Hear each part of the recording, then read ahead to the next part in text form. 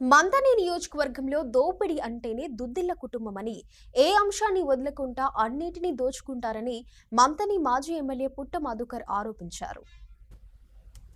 కాంగ్రెస్ ప్రభుత్వం 24 గంటల ఇసుక పాలసీని తీసుకురావడంపై శనివారం మంథని పట్టణంలోని రాజగృహలో ఏర్పాటు చేసిన విలేకరుల సమావేశంలో పుట్టమధు మాట్లాడారు.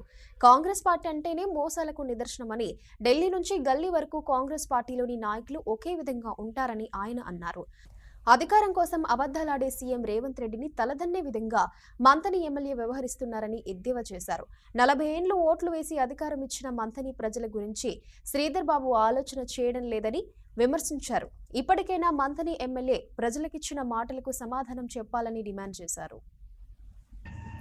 ఢిల్లీ నుంచి గల్లీ వరకు కాంగ్రెస్ పార్టీ వాళ్ళు ఒకే రకంగా ఉంటారని చెప్పడానికి రేవంత్ రెడ్డిని తలదన్నే విధంగా ఇవాళ మంత్రి ఎమ్మెల్యే ఉండడం, దానికి ఎన్నికల ముందు ఆయన ఓడిపోయినప్పుడు ఒక రకంగా, ఆయన పదవిలో ఉంటే ఒక రకంగా ఊసరు వెళ్ళి కూడా తలపించే విధంగా ఉండడం దానికి సాక్ష్యం.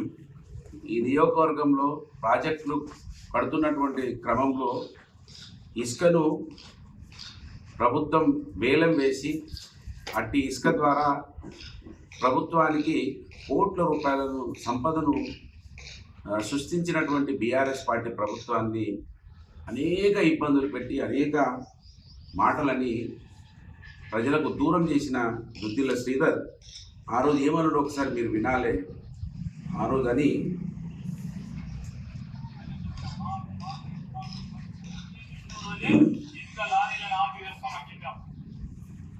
రెండో రోజే కాంగ్రెస్ పార్టీ ప్రభుత్వం వస్తే రెండే రోజే ఆయన ఇసుక ఆపుతా అని చెప్పిండు.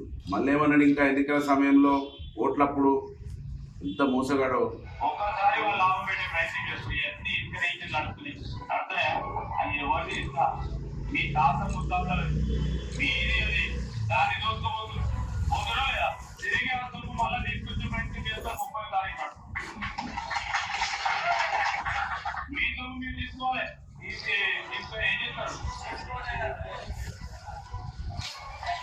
తీసుకొని చేయి కోటేయాలంట, చేయి కోటేయాలని చెప్పి ఆ రోజు పెద్ద గొప్ప విషయాలు మాట్లాడింది.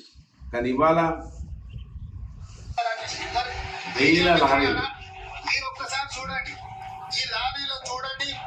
ఈయన రేవంత్ రెడ్డి గారి స్పీచ్,